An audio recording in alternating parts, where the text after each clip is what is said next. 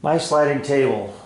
Let me start this video by saying I have probably far too many tools, and I hope my wife doesn't watch this, by the way. At any rate, this is my sliding table. I've been asked to kind of show you what's involved with this thing. I'll give you some quick specs here. First of all, aluminum extrusions. When I first saw aluminum extrusions, my mind kind of just blew up. The things you can do with these things in a shop are incredible. But this version, and this is the last version of this sliding table, and the one that I've been using forever, is a piece of 1/4-inch aluminum plate that measures 16 by about 32. If my fence wasn't in the way, well, let me do it this way. 33. So 16 by 33. It was longer or wider than that. The part that was dropped off here, I still have it. But then on the outside is a piece of extrusion that's 1.5 by 1.5 with just a slot on the top and the bottom. That's what I use to attach my fence. And then this is my lock, so that once the fence is in position, I have the ability to lock it down and hold it.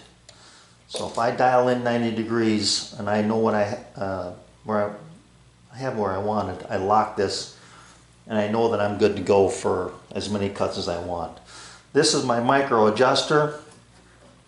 So if I loosen this up, I'm able to move the fence in and out, turn it to the left, the fence will move this direction, turn it to the right, and you see my arrow here, I'll pull it towards me. So I can sit here and move this with this micro adjuster and get it exactly where I want it, and dial it right in. And once I reach that point, lock it in place. I have a 1/4-inch hole drilled through this bearing guide rail here into a hole in my table that locks it when I'm not using it as a sliding table. So now it just becomes an extension table for my table saw. So on the left side of the blade, I've got 3 feet of extension table. On the right side, I don't even remember what I have. 5 feet about. And then to the back, you know, my this work table is 5 feet by 5 feet. So back to the sliding table.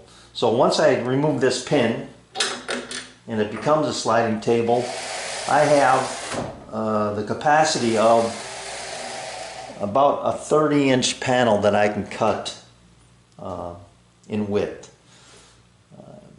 I can't say as I've ever really cut one that wide, but I have the ability to do it. My sharpening station back there, that cabinet is 24 inches wide, and I cut those easily, quickly, and nice and square using this setup. Let me get this back where it belongs. So I'll show you what's going on here with these. I have 2 THK bearing rails. These are the only numbers I could pull off them. The rail itself, that's the number I could pull off it. It's 52 3/4 inches long, but it's 134 centimeters. Most of these things are done in metric. And then these are the bearings. I have 4 of them that hold everything in place. So these bearings back here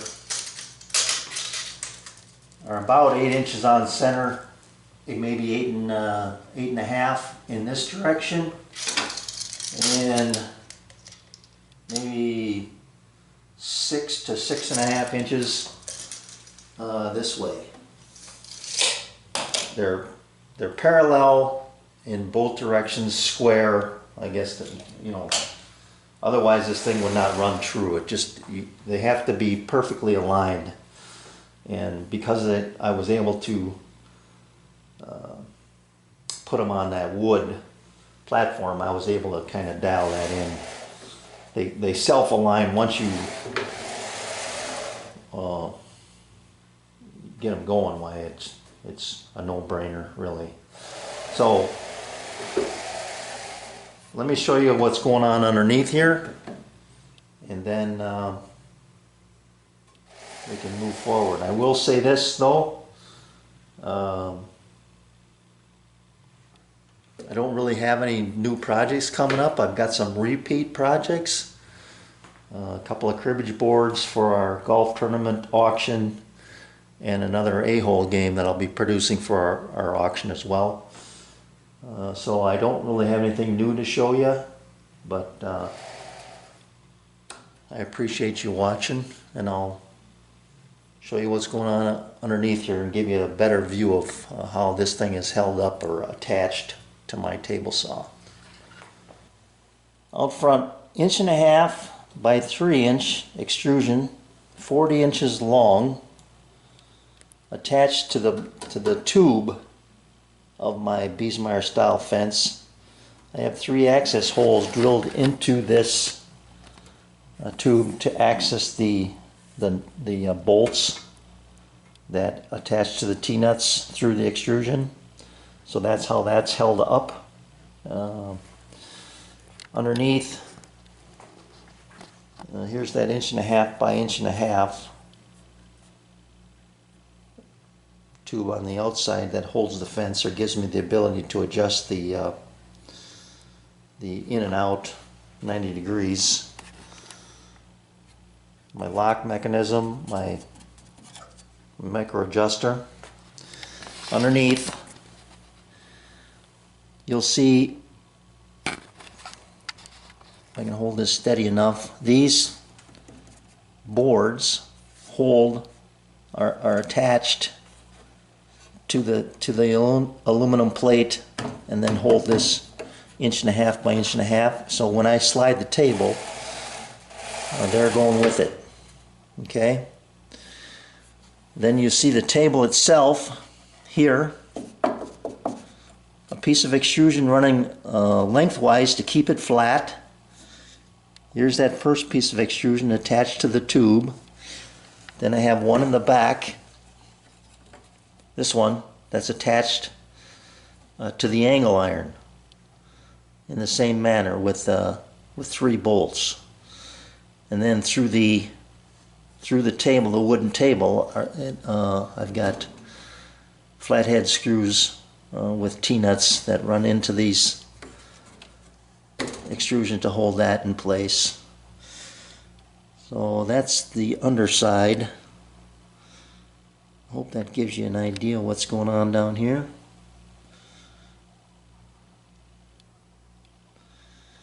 Let me show you up on top here. So as you pull this back,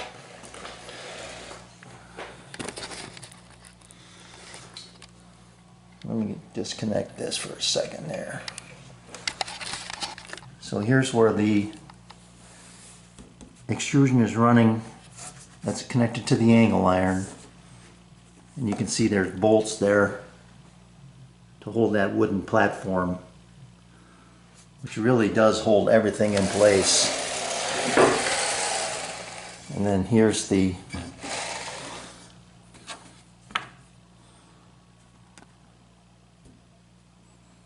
this is the bolts here that hold the extrusion run in this direction.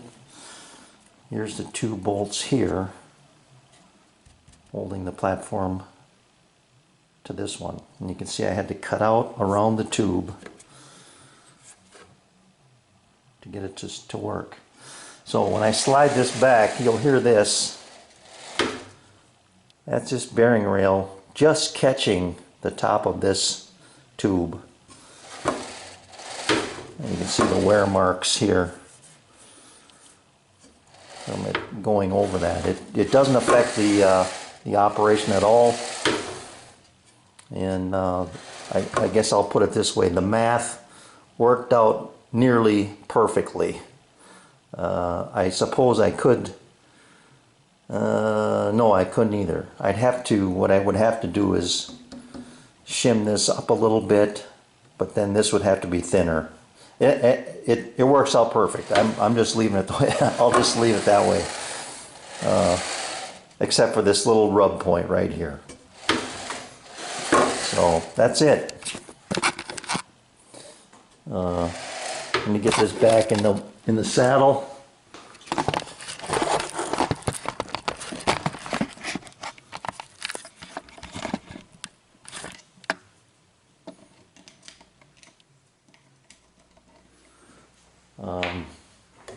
Like I said, this is one tool or one accessory that I use a lot, and I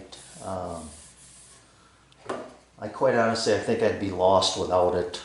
You know, you get to a point where you're working, and there are a lot of ways now to cut large panels. You know, with the Festool fence thing. You know, with your radial arms or your skill saws and that type of deal.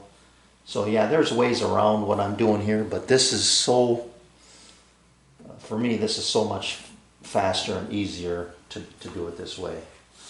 So that's it. That's my sliding table. Got any questions? Let me know. I try and answer them. But appreciate your watching. And anything comes up that I have, you know, worth sharing, I'll let you know.